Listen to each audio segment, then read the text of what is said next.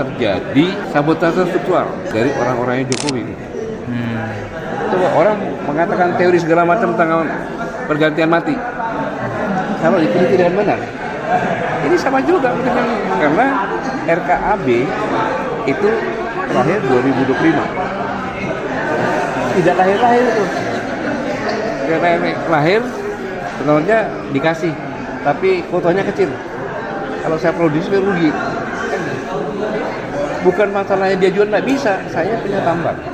Kemudian saya sudah kontrak dengan PLN. Saya nggak bisa jual yang lainnya lagi. Udah kesana harus. Saya nggak ngirim kalau force majeure, contohnya sungainya dangkal, kan gitu. Tapi kalau nggak bisa, jangan nyalahkan orang lain. Itu kan kita terbiasa menyalahkan orang lain. Tapi ini adalah sabotase yang sudah direncanakan sejak lama. Saya udah ngomong kok 3 bulan yang lalu nanti akan terjadi gelap. Gelapnya karena apa? Nggak ada batu bara. Karena begitu kasih RKB-nya masih perlu waktu kan? Dia gali dulu baru ekspor. Kalau enggak kan dia penyelundupan namanya. Ini coba diteliti aja omongan saya ini. Kapan terakhir RKB? Kapan? Itu yang terjadi sekarang ini. Berarti kan yang kena siapa? Presiden. Yang kena presiden. Masa dari KPK aja nggak bisa? Kan presiden. Padahal bukan presiden gitu.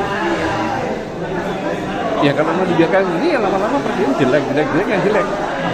Jadi mau mahasiswa itu kan ada sebabnya ya orang-orang itu juga gitu. Artinya ini akan menjadi bom waktu bagi presiden sendiri jika tidak diperbaiki ya Pak Gatot ya? Udah tahu kok. Saya kan pernah jelaskan mulai dari gas melon, mulai dari segala macam. Saya tidak benci kepada menteri, tidak. Saya menyatakan faktanya. Saya yakin puluhan juta rakyat Indonesia menyandarkan harapan besar mereka pada Presiden Prabowo Subianto. Bersama puluhan juta rakyat Indonesia, kita berharap jangan sampai kita punya presiden sekarang ini cuma jadi status quo defender. Warisan Pak Jokowi yang sudah habis-habisan menghancurkan Indonesia, ya politiknya, ya hukumnya, ya ekonominya, ya mentalitas dan moralitas bangsa Indonesia, itu akan dibawa terus oleh Mas Prabowo ke depan. Jadi Mas Prabowo, Pak Jokowi itu bukan guru Anda. Dia itu perusak Anda dan sekarang masih berpikir keras sampai rambut kepalanya banyak rontok, berguguran untuk menelikung Anda. Masa Anda tak merasa? Jadi Pak Jokowi mewariskan status quo Indonesia menuju kegelapan dan kebobrokan multidimensional. Karena itu Pak Prabowo perlu berdiri teguh sebagai status quo changer. Anda masih punya 3 tahun untuk mencampakkan jauh-jauh kebobrokan yang diwariskan oleh Mas Jokowi. Gak usah Jokowi ditoleh lagi, masa dia sudah habis. Nah konten ini saya tutup dengan pantun asal-asalan. Biri-biri mencari makan di bawah pohon waru. Di seberang jalan ada pohon kapuk.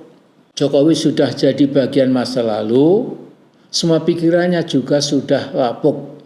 Jadi saya kira ini pesan saya sebagai warga negara untuk Mas Prabowo. Ya, mudah-mudahan 3 tahun lebih ini bisa membuat terobosan-terobosan sehingga bangsa ini bisa ceria kembali. Ya.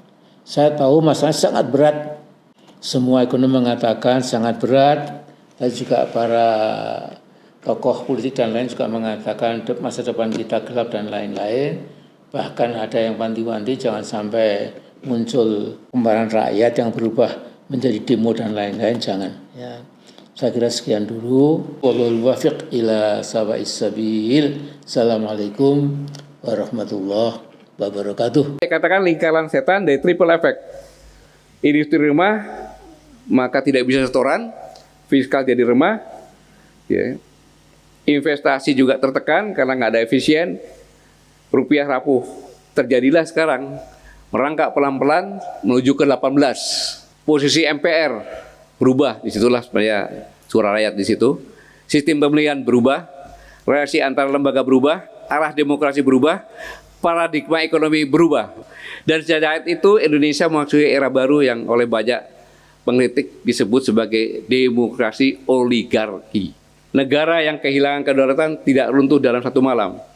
Ia runtuh perlahan, dimulai dari kehilangan kepercayaan rakyat terhadap negaranya sendiri. Rakyatnya merdeka, rakyat harus bebas dari ketakutan, bebas dari kemiskinan, bebas dari kelaparan, bebas dari kebutuhan, bebas dari penindasan, bebas dari penderitaan. Sehingga terjadilah sabotase struktural. Sabotase dilakukan dalam struktural kabinet sendiri. Waktu tanggal 18 saya sampaikan pasti akan ada kekacauan yang besar secara merata. Rocky bilang seperti itu, politikus, kemudian ekonom atau Dudiawan ngomong, dan saya juga ngomong. Karena ini bom waktu yang sengaja dibuat.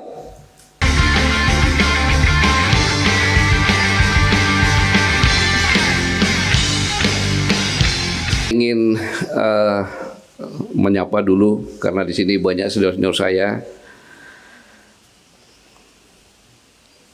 Pak Samsir Siregar.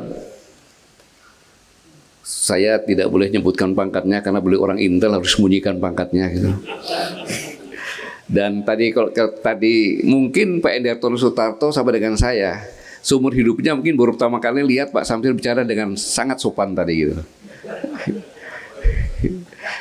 Kemudian orang Intel biasa suka menuduh bahwa ini asal di inisiatif saya, tapi karena beliau udah lupa, ya kan, kita berkumpul, ya kan, inisiatif beliau ternyata kan gitu, menjawab sendiri gitu. Jadi ini inisiatif ya Pak Samsir Siregar. Ya, gitu. Yang saya hormati Jenderal TNI Purnawirawan Endartono Sutarto, saya dulu pernah menjadi sepri beliau.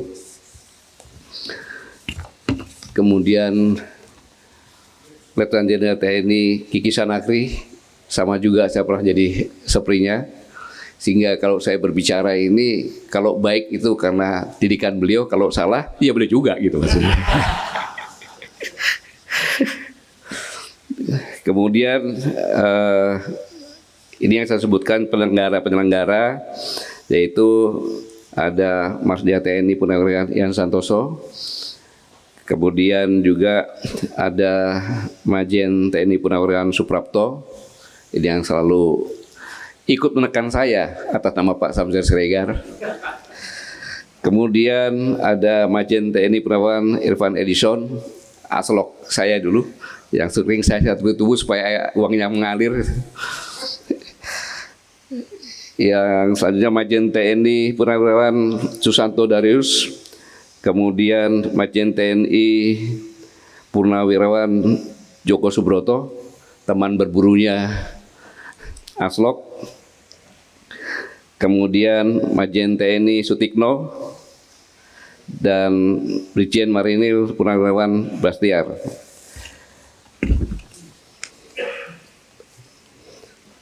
Selanjutnya ada Letnan Jenderal TNI Yayat Sudrajat. Seharusnya yang bicara seperti ini Pak Yayat, Pak, karena belum mantan Kabais itu, Pak. Kemudian Majen TNI Bimo Prakoso. Kemudian ada Brigjen TNI Purnowo. Pak Purnowo ini adalah atasan saya juga waktu saya Komandan Kompi, beliau kasih intel saya. Jadi saya berbicara di sini di bawah tekanan banyak sekali gitu, Pak. Kemudian untuk Angkatan Laut, di sini ada Laksda TNI Purnawirawan Kang Asep Burhanuddin. Kemudian ada Laksma Purnawirawan Yuti Alilin, satu-satunya yang tercantik di sini. Kemudian Lakda TNI Purnawirawan Aswaris. Kemudian ada Lakda TNI Purnawirawan Bambang Sugeng.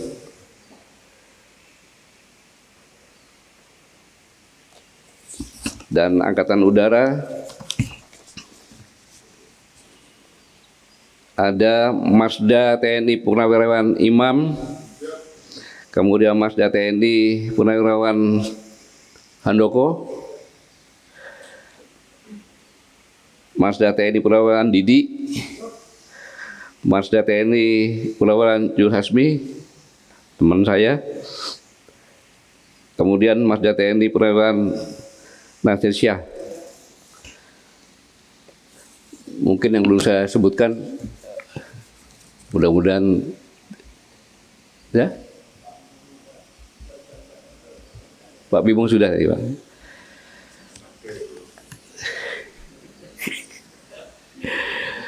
Jadi ceritanya ini Kalau di panggung beliau sopan, tapi kalau dulu Tot, yang penting kau bicara Tot, jangan sampai salah-salah lagi. Gitu.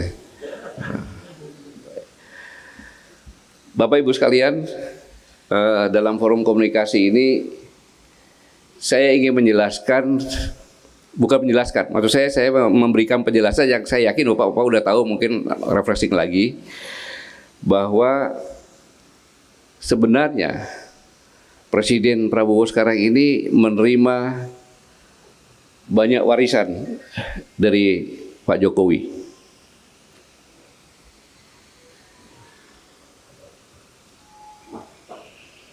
Bukan hanya sekedar warisan, beliau awalnya di bawah tekanan, diintimidasi, yaitu ketika Senin 16 Oktober 2023, keputusan Mahkamah Konstitusi bahwa batas usia minimum itu dengan keputusan nomor 90 dikabulkan sebagian dengan klausul 40 tahun atau pernah sedang jadi kepala daerah. Di rekayasa ada tambahan seperti itu. Sehingga belum sampai umur juga bisa mencalonkan sebagai wakil presiden karena yang menentukan adalah pamannya sendiri. Kemudian pada hari Jumat 20 Oktober, sang paman tadi Ketua MK menyampaikan syukur alhamdulillah bahwa batas usia minimum sudah bisa diputuskan dan ya, ada kata dan bisa terjadi usia maksimal atau calon presiden yang tua tidak bisa mendaftar. Ini konferensi pers sampaikan. Tentu harapannya supaya didengar oleh Prabowo Subianto. Setelah ditunggu 1-2 hari tidak, disampaikanlah seperti ini. Ini kan ancaman. Sehingga terpaksa 2 hari kemudian Prabowo Subianto mendeklarasikan bahwa pasangannya adalah Gibran di Kertanegara tanpa dihadiri Gibran. Tanpa dihadiri Gibran. Kenapa? Kalau nggak disampaikan, ya, hari Minggu ini, hari Seninnya bisa disampaikan oleh kepamannya. Diketok, batas usia maksimal cuma sekian, di mana Pak Prabowo nggak bisa mendaftar. Dan ini bisa saya buktikan. Pada Rabu 25 Oktober 2023, deklarasi Prabowo Gibran di Stadion Senayan. Jelas sekali. Simak coba. Tenang saja Pak Prabowo. Tenang saja Pak. Saya sudah ada di sini.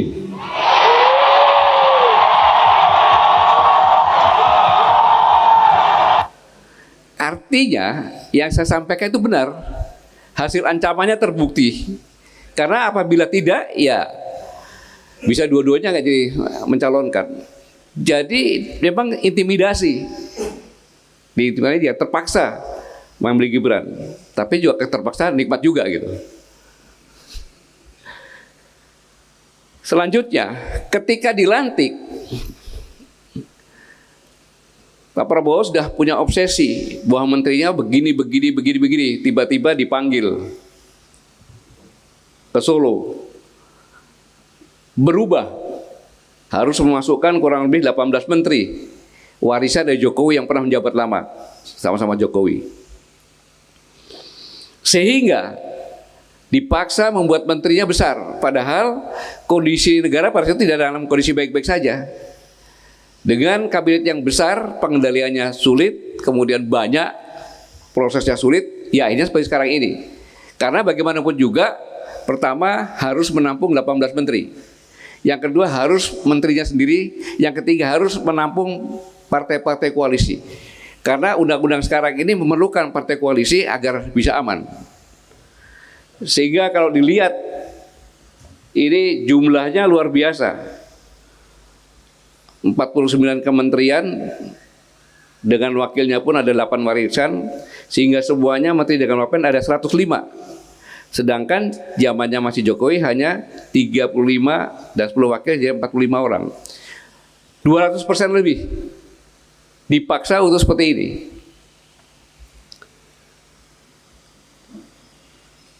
Selanjutnya, tentu orang-orang yang warisan ini loyalitasnya dia tahu bahwa saya bisa jadi menteri lagi karena bos saya Jokowi. Loyalitasnya kepada Jokowi. Ini saya buktikan lagi bahwa menteri-menteri warisan loyalitasnya bukan kepada presiden, tetapi kepada presidennya namanya Jokowi, dan mereka punya agenda sendiri. Warisan selanjutnya adalah selama 10 tahun telah menambah hutang BUMN sebesar 15.000. Ini suatu kesalahan yang luar biasa. Kemudian sumber daya alam dijual ke Tiongkok yang tidak meningkatkan APBN, namun aset sumber daya lainnya hilang. APBN 85% lebih dari pajak rakyat. Jadi yang menghidupi negara ini adalah rakyat yang menanggung, walaupun rakyat sudah susah.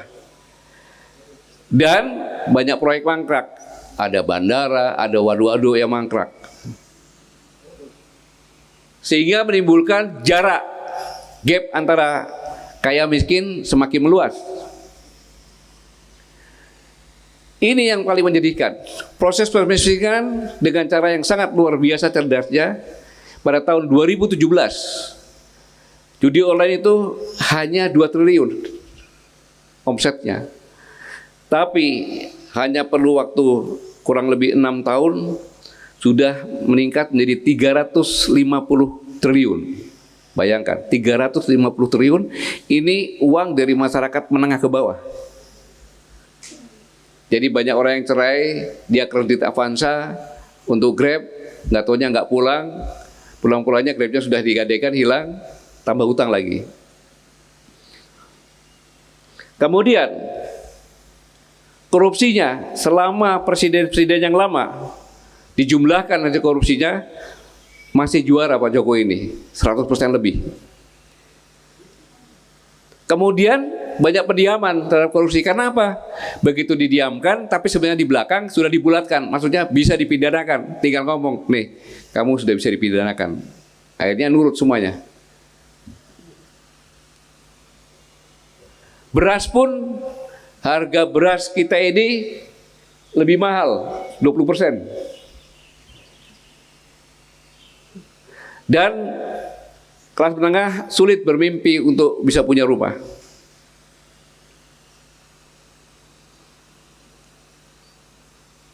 Tingkat pengangguran tertinggi kurang lebih 5,2% dan PHK 46.000. Berita Kompas tahun 2024. Inflasi selama 5 bulan berturut-turut. Ini yang membuat daya belinya menurun. Berita BBC 4 Oktober.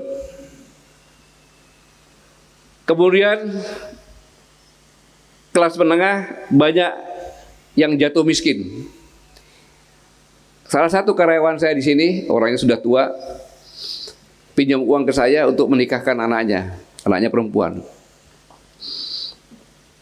Mantumu siapa Pak? Mantu saya sudah punya rumah, sudah punya mobil, walaupun kredit Pak, katanya. Oh bagus dong kalau gitu, pinjam. 3 bulan kemudian pinjam uang lagi. Buat apa kau pinjam? Untuk ngontrak rumah. Loh kan kamu dari rumah. Belum Pak, mantu saya, loh katanya punya rumah. Di PHK Pak, rumah sama mobilnya disita. Jadi kelas menengah itu ketika tiba-tiba menjadi paling miskin di antara yang miskin. Tidak punya penghasilan dan punya hutang, rumahnya disita. Dan Bank Dunia mengingatkan bahwa ancaman resesi terjadi.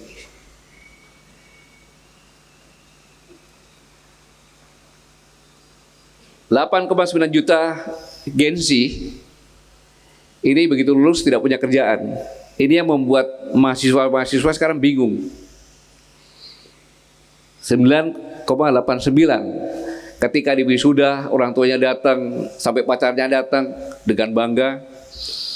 3 hari masih senang-senang, hari keempat sudah mulai mendaftarkan pakai email kemana-mana, jawabannya terima kasih, email sudah terima, tapi kita tidak membuka lowongan kerja. Akhirnya minta lagi sama orang tuanya belikan motor untuk Gojek, seperti yang disampaikan. Bahkan S2 pun sekarang di pinggir jalan nunggu panggilan online. Yang membuat uang susah didapat ya karena lapangan kerja tidak ada. Di samping pajak makin tinggi. Jadi masyarakat dimiskinkan, yang kaya makin kaya, yang miskin makin miskin. Di mana dominasi ekonomi politik yaitu oleh pengusaha yang dekat dengan politik. Dengan pejabat-pejabat. Itu yang namanya dengan bayaran rente nanti. Dan ditetapkan PPN pada Januari 2025 akan naik menjadi 12%. Mengapa ini saya sampaikan? Bangun rumah sendiri waktu itu disampaikan mulai tahun 2025 akan kena pajak 2,5%. Bom waktu yang ditanamkan ini. Iuran BPJS dinaikkan juga mulai Januari. Motor mobil wajib asuransi mulai Januari. Dan yang sampaikan tadi bahwa BUMN selama 10 tahun 15.000 triliun hutangnya. Jadi sebenarnya BUMN sekarang udah bukan punya kita sendiri sekarang ini.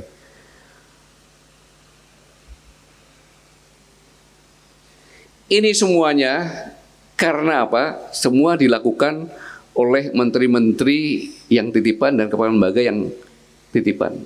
Akhirnya dibuat seperti ini, kayak bom waktu. Sehingga terjadilah sabotase struktural. Sabotase struktural. Sabotase dilakukan dalam struktural kabinet sendiri. Akan saya buktikan. Tadi Menteri Keuangan menaikkan PPN 12% dan berlaku pada Januari. Kan bom waktu ini ketika Presiden menjabat.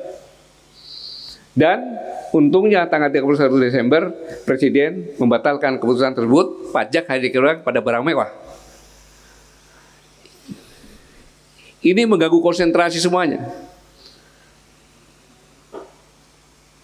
Heboh penemuan pagar laut yang sudah diperintahkan oleh Presiden dibongkar, Menteri Kelautan mengatakan jangan dibongkar untuk barang bukti. Akhirnya dibongkar juga.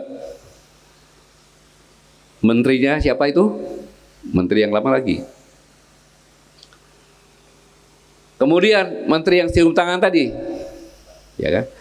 Itu mengeluarkan larangan para pengecer menjual gas melon 3 kg. Sehingga antri panjang. Bahkan Kepala Kantor Komunikasi Presiden Hasan Nasbi, orang dekatnya Jokowi, mengatakan keputusan itu benar. Dan mengabarkan korban meninggal dunia karena antri. Presiden juga harus menyampaikan bahwa kebijakan harus dibatalkan. Ini bulan Februari, Januari masalah ada, Februari masalah ada. Bulan Maret, masih lagi bulan Februari, publik heboh bensin oplosan. Sudah dioplos, harganya tetap, merusak mesin lagi. Dan akhirnya kepercayaan kepada Pertamina hilang, pindah ke lain. Pom bensin lain, harganya disuruh samakan dengan Pertamina. Kejaksaan mengungkap adanya bensin oplosan benar, berapa orang jadi tersangka. Pada bulan Maret, Menpan RB menyampaikan penundaan pengangkatan CPNS dan PPK, pegawai pemerintah dengan perjanjian kerja. Bikin heboh, gejolak. Terpaksa lagi Presiden mintakan Menseknek untuk mengumumkan pengangkatan CPNS PPK dipercepat. Januari, Februari, Maret.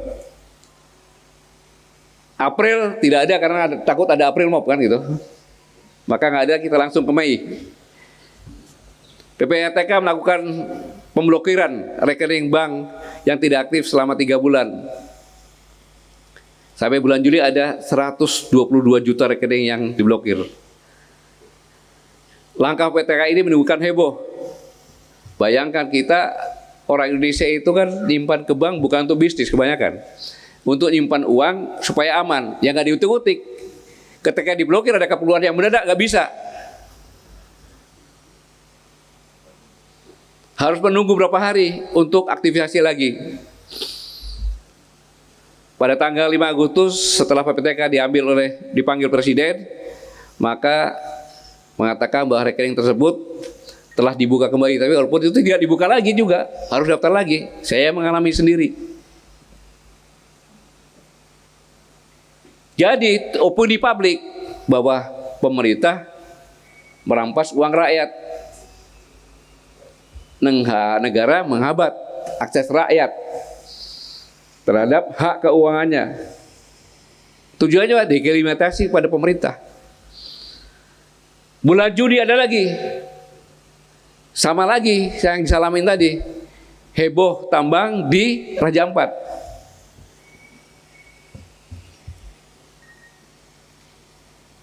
Saya ulangi, sengketa 4 pulau yang diserahkan oleh Menteri Dalam Negeri kepada Sumut. Menterinya Pak Jokowi lagi, sehingga timbul keributan. Terpaksa Presiden memutuskan 4 pulau dikembalikan ke Aceh. Ini sabotase struktural yang dilakukan oleh menteri-menterinya. Jadi memang dibuat terus. Sama juga ini bulan Juli, belas oplosan. Mentan Amran mengatakan akibatnya rakyat rugi 100 triliun. Hebat sekali kan gitu. Akhirnya apa? Menyebabkan bahwa Presiden juga mengiyakan, dikhawatirkan bisa terjadi krisis. Pedagang-pedagang takut jualan, gak ada jualan nanti. Akhirnya bisa diintegrasir. Kemudian akhir Juli, tanah nganggur selama 2 tahun disita negara. Menteri BPN yang nyampaikan ini. Heboh semuanya. Heboh semuanya, bahkan di media sosial kemudian ada unggahan. Rekening nganggur 3 bulan diblokir, tanah nganggur selama 2 tahun disita negara. Kami nganggur bertahun-tahun tidak peduli. Nanti juga jada yang nganggur juga disita negara.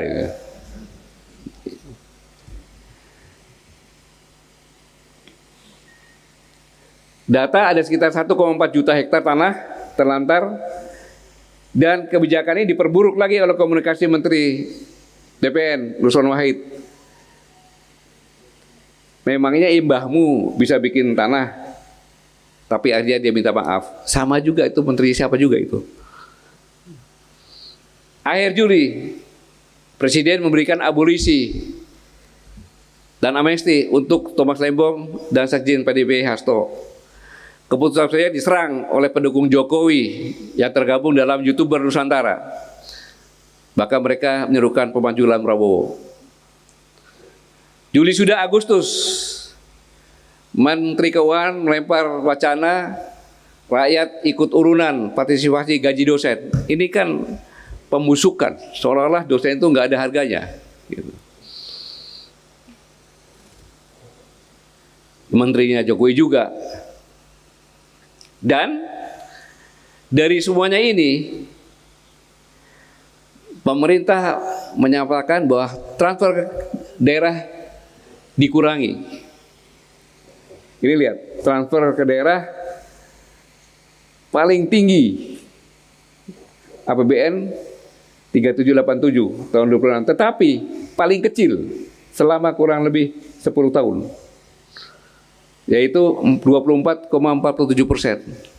Ibu bapak-bapak sekalian, kalau Pemda yang tidak punya penghasilan apa-apa, itu hanya mengharapkan transfer daerah. Kemudian 40-55% itu untuk belanja pegawai. Kalau 50 saja ditambah 24 sudah 74. Jadi anggaran yang operasional Pemda hanya kurang lebih 25%, lebih sedikit. Akhirnya hanya operasional kantor saja, nggak ada perbaikan jalan. Padahal APBD ini adalah ulat nadi ekonomi daerah, ia berhenti. Dampaknya apa? Ini dampaknya. Demo besar-besaran di Pati. Tolak kenaikan PBB sebesar 250. Harus melakukan ini. Dan ini Bupati ini juga butuh orang Jokowi ini. Kenapa? Dengan transfer daerah merata. Waktu tanggal 18 saya sampaikan pasti akan ada kekacauan yang besar. Secara merata. Secara merata. Rocky bilang seperti itu. politikus, kemudian ekonom atau budayawan ngomong, dan saya juga ngomong. Karena ini bom waktu yang sengaja dibuat. Dan setelah itu bupatinya ini Sodewo saya monitor juga. Sempat ke tempatnya Jokowi di Solo, turun sebentar, nggak lama naik lagi laporan, sudah dilaksanakan perintahnya. Gitu. Tapi nggak tahu orang itu tahu apa, nggak tahu saya. Inilah yang dilakukan sehingga konsentrasi itu tidak penuh. Apa dampaknya? Mari kita lihat kondisi ekonomi Indonesia hari ini. Bukan dari opini, tapi dari angka-angka.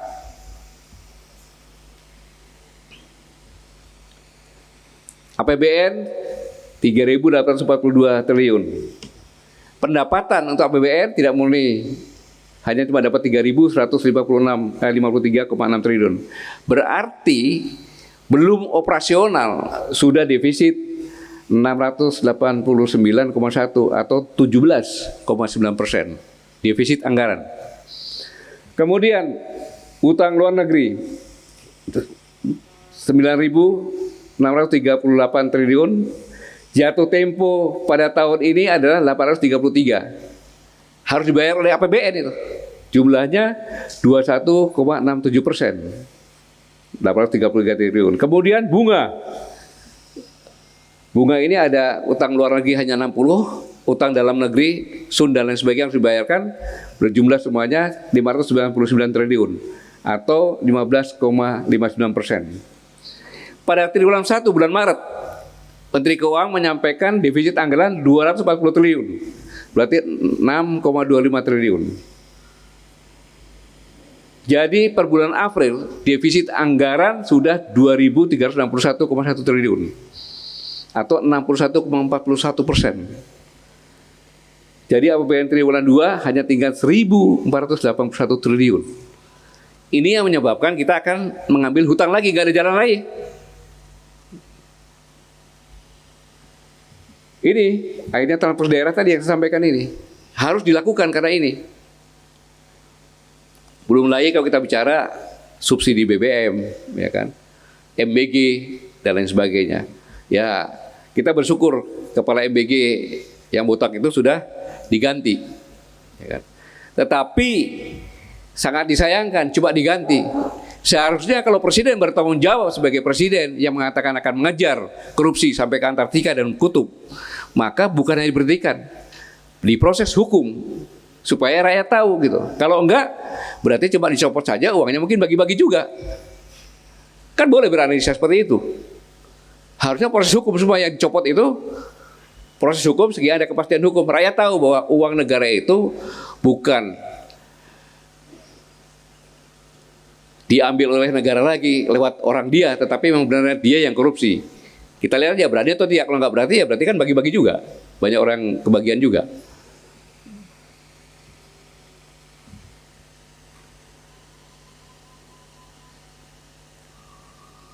Kemudian APBN itu dipatok dengan nilai 16.500 per 1 US dollar. Sekarang sudah kurang lebih 17.854, sudah melewati hari kemerdekaan. Kalau seandainya 17.845 kan kemerdekaan yang kedua itu. Harga minyak dipatok 70 US dollar, sekarang 90 US dollar per barrel lebih. Dari sini belum kita hitung tadi tuh. Kalau udah hitung lagi kan pasti berkurang lagi. Ini. Nah, mengapa ini terjadi? Karena ini menyebabkan kepercayaan publik dan investor hilang. Jadi investasi jangka pendek di negara manapun itu adalah saham.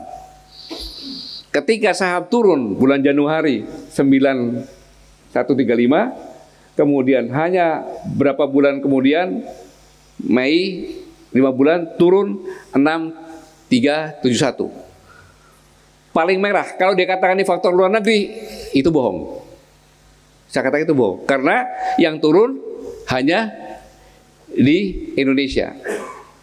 Jadi orang menanam saham untuk investasi jangka pendek itu saham, mereka akan nanam saham kalau masuknya pun mulus, tapi ketika akan diambil juga mulus.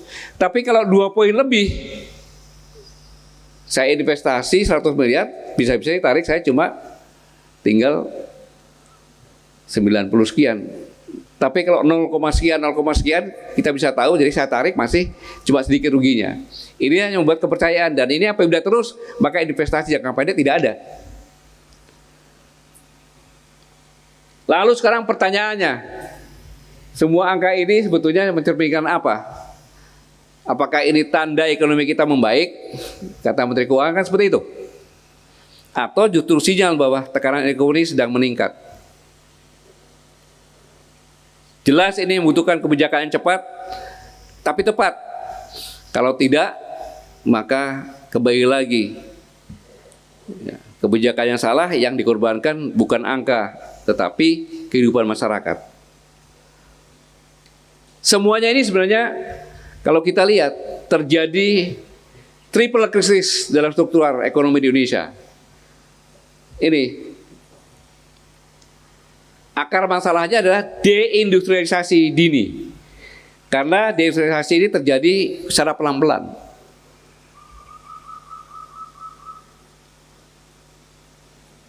Karena deindustrialisasi terjadi, maka banyak PHK. Dampak dari PHK yang ini. Sekarang saya jualan dulu. Sebagian Gojek, sebagian bantu kios saudara. Permasalahannya mereka ini bekerja tidak menaikkan produktivitas untuk masuk ke APBN. Tapi kalau pabrik-pabrik besar masuknya ke APBN, itu permasalahannya. Dan ini bukan ujuk-ujuk. Kita lihat ini, saya bilang warisan. 2010 sampai 2024 itu produktivitas industri melemah terus. Kenapa? Karena industri itu pusat teknologi dan efisiensi. Di Indonesia, saya pernah menghitung, itu kos logistik industri antara 25 sampai 27, rata-rata 23%. Padahal, kalau kita ingin industri apapun juga laku, hanya ada 2 syaratnya. Satu, efisiensi sehingga bisa jual lebih murah. Yang kedua, teknologi tinggi, mutunya tinggi. Ketika mutu tinggi dan harga murah, pasti laku. Kita dimakan sama Cina. Saya punya teman yang punya gunung marmer Tulungagung. Ketika saya membeli untuk buat lantai, dia bilang, sebentar ya mas, tak cek dulu gergaji. Loh emang kenapa? Cina itu edan. Loh kamu kan Cino. Kok kamu bilang itu? Kamu edan. Bukan, Cino daratan. Kenapa? Dia beli marmer kibikan ke saya, dibawa kembali ke Cina, setelah diproduksi dibawa lagi ke Indonesia, harganya lebih murah, kualitasnya lebih bagus. Ya akhirnya saya nggak bisa bersaing, maka saya jual kubikan aja kepada UMKM untuk dibuat macam-macam. Ini bayangkan, dari sini dibawa ke Cina bahan baku, dikembalikan lagi bisa lebih murah. Jadi pabrik harus lebih efisien. Nah kita gimana mau efisien? Preman subur di mana-mana. Mulai dari Satpol PP minta, aparat keamanan minta. Yang paling tinggi minta preman. Karena preman kan kalau dikasih aksennya langsung. Pabrik bisa dia polisinya sendiri tuh. Ya gimana kayak gitu? Belum di jalan raya angkutannya. Belum ekspornya nanti dipajaki dan lain sebagainya. Jadi tidak efisien. Jadi investasi mau tinggi apapun juga, kalau efisiensinya nggak ada, ya turun, ya nggak laku, ya tutup pabriknya. Seperti yang sekarang ini katakan oleh Pak Samsir tadi, wah pabriknya masih hidup karena mereka rata-rata masih punya cadangan bahan baku. Karena begitu bahan bakunya selesai, habis, ya udah tutup, nggak bisa apa lagi, PHK lagi.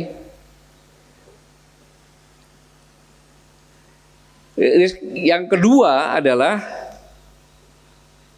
ini fiskal bocor. Jadi kalau sektor formal, yaitu pabrik-pabrik, itu mengecil, maka pajak juga mengecil. Dengan penerimaan mengecil, maka APBN tidak bisa untuk membagi-bagi. Akhirnya apa? Solusinya pinjaman. Sekolah butuh yang baik, butuh pelayanan kesehatan, ya kan? Butuh dukungan produksi, butuh pelindungan sosial, semuanya perlu anggaran.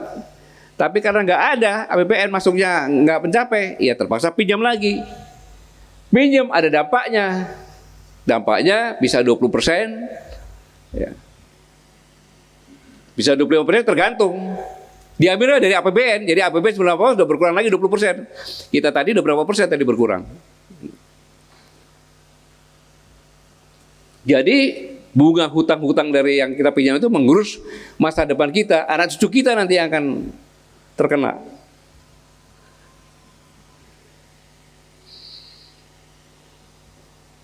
Sehingga fiskal menjadi menyempit fiskalnya.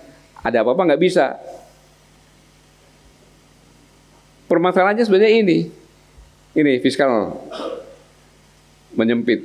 Sehingga belum dipakai sudah dipotong seperti yang saya sampaikan tadi. Sehingga ruangnya sempit fiskalnya, kas kosong. Lalu dampaknya distribusi semuanya ke rakyat yang berkurang. Sehingga redistribusi kurang, yaitu tadi. Dulu kamu bisa nabung, sekarang boro-boro nabung. Belanja bulannya harus dihitung ulang.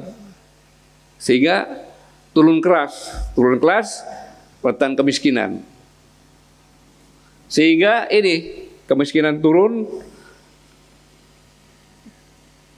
Kan mengatakan pertumbuhan ekonomi baik, kenapa kami tetap miskin, kan gitu. 68,25, artinya 194 orang jatuh miskin. Karena pertumbuhan tidak otomatis menjaga kesejahteraan. Mengapa? Karena fiskal adalah kemampuan negara memperbaiki hidup rakyat. Krisis yang ketiga, rupiah ini. Mengapa demikian? Karena produksi lemah, karena industri lemah. Maka uang yang masuk juga lemah. Maka kepercayaan pasar menentukan nilai tukar rupiah. Maka saya perlu mengucapkan selamat datang di ekonomi yang berbasis devisa rapuh. Devisa kita rapuh loh ini. Maka seperti Pak Samsudin katakan, ini bisa terjadi 98 kalau tidak hati-hati. Maka solusinya apa? BI menaikkan suku bunga tinggi. Tetapi apa dampaknya untuk jaga rupiah? Maka proyek-proyek susah, bunganya tinggi, bunga pinjaman tinggi. Suku bunga tinggi menjaga rupiah, tetapi menekan investasi industri. Industri makin lagi terpuruk lagi. Sehingga banyak sekarang yang mangkrak karena apa?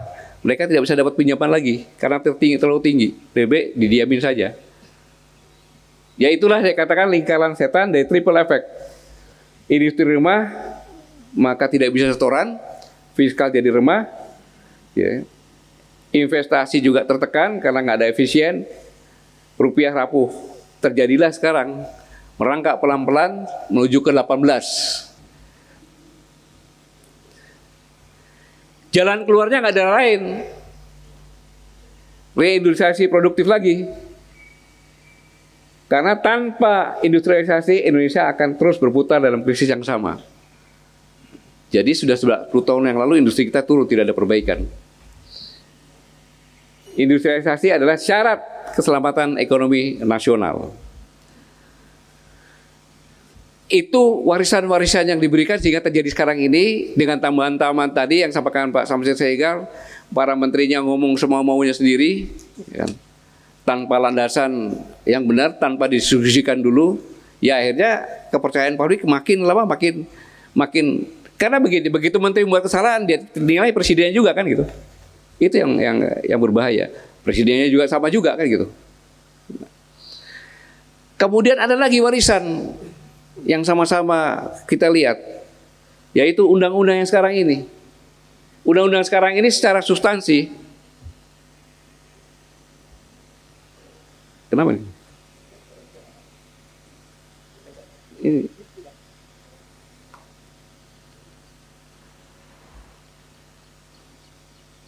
Kamu situ. Jadi undang-undang yang sekarang ini itu secara substansi sudah sangat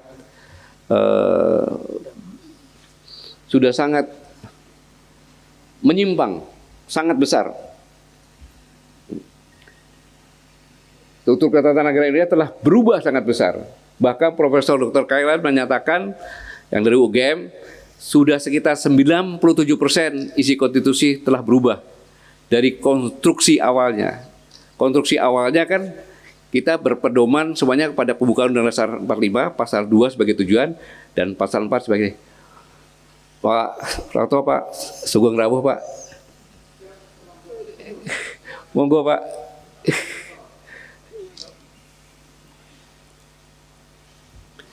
Mantan Wagub Jakarta, mantan Kasdam saya. Monggo, Pak.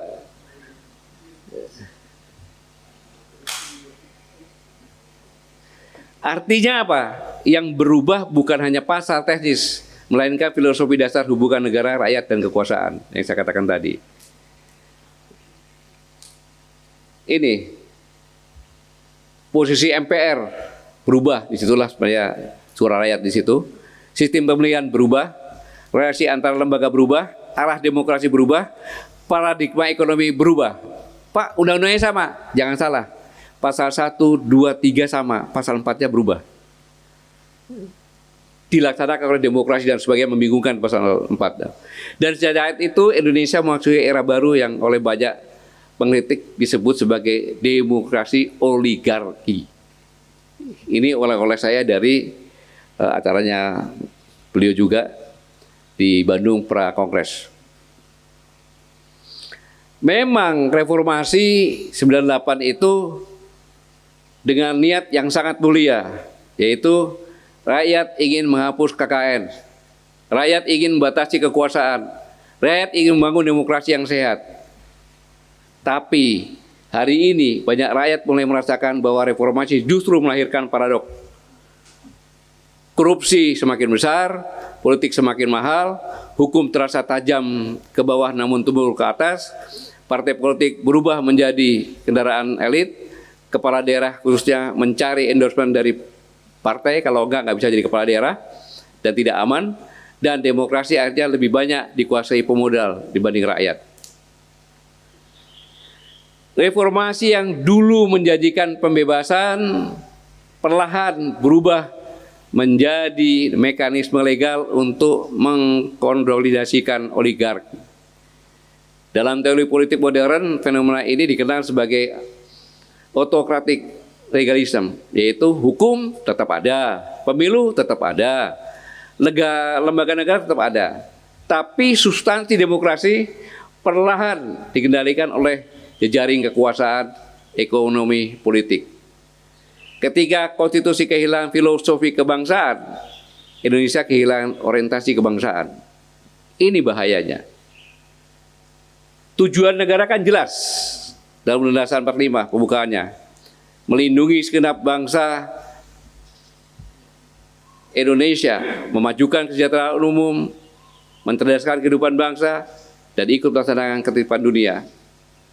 Namun realitas hari ini justru menunjukkan sebaliknya.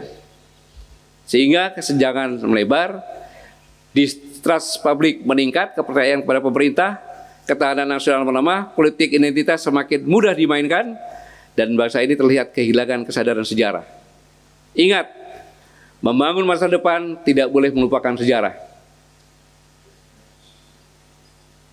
Berbahaya nih, Ibnu Khaldun bahkan sejak abad 14 telah mengingatkan kita semuanya.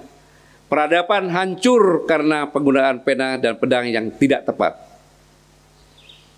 Bahkan Arnold Toynbee juga menulis bahwa peradaban biasanya runtuh bukan karena serangan dari luar, melainkan karena kegagalan elit internal menjawab tantangan zaman. Telah terbukti Kerajaan Sriwijaya, Majapahit, bukan dari luar kita kuat. Dan Indonesia hari ini mulai memperlihatkan gejala itu. Elit sibuk bertarung memperebutkan kekuasaan jangka pendek baru menjabat persiapan untuk pemilihannya akan datang. Sementara pondasi kebangsaan perlahan terkikis.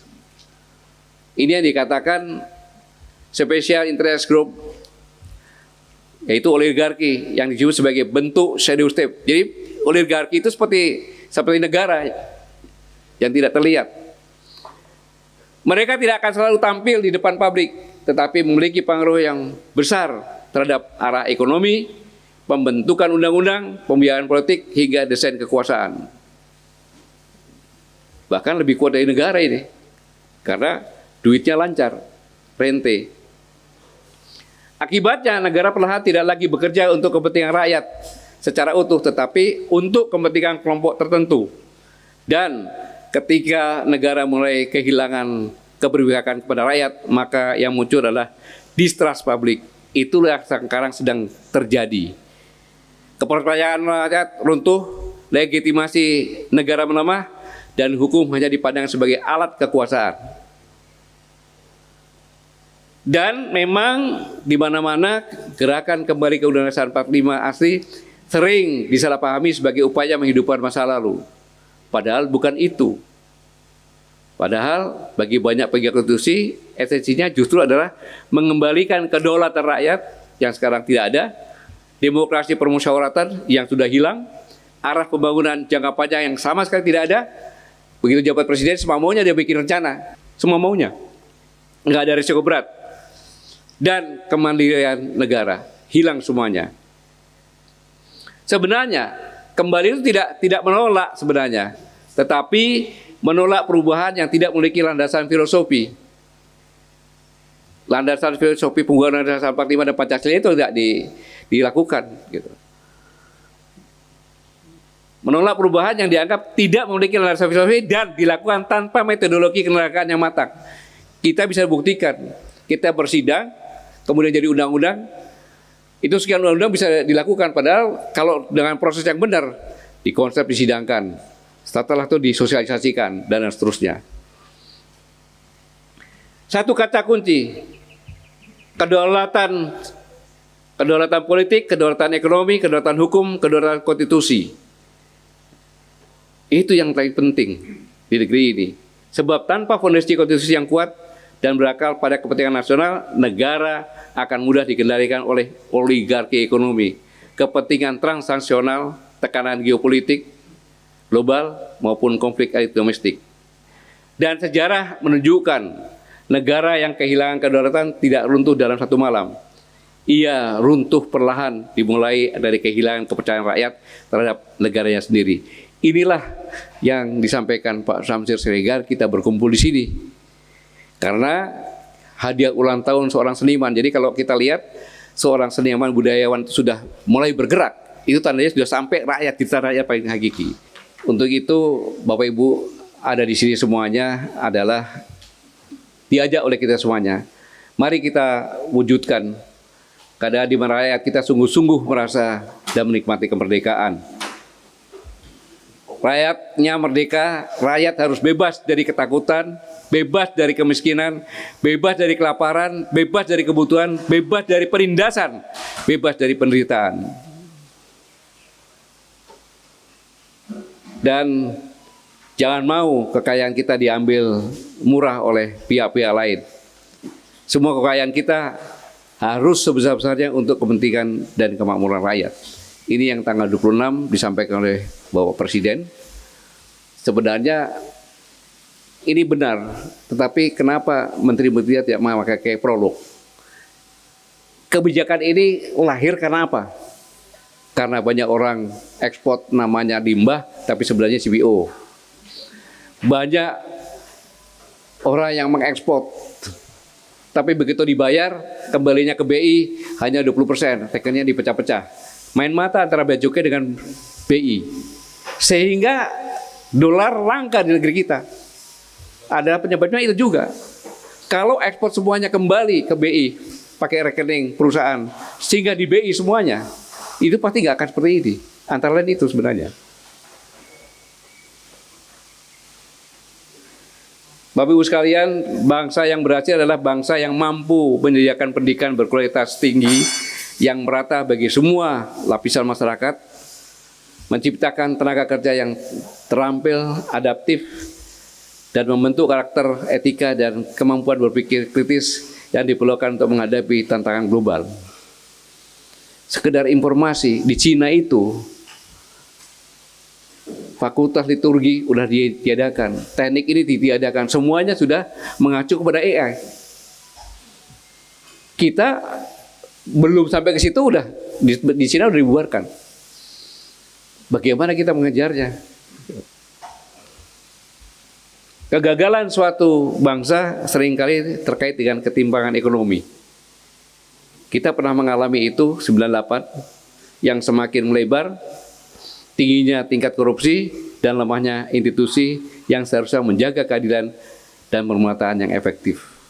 Ini yang sekarang langka, dan dalam kondisi seperti ini, Bapak, Ibu, Bapak sekalian datang ke sini, nanti diharapkan dengan pengalaman masing-masing, latar belakang pendidikan, tour of duty-nya, dan pergaulannya serta akademiknya bisa memberikan masukan-masukan untuk agar negara ini bisa selamat, yang akan diberikan kepada Bapak Presiden nantinya secara tertulis yang akan dirangkum oleh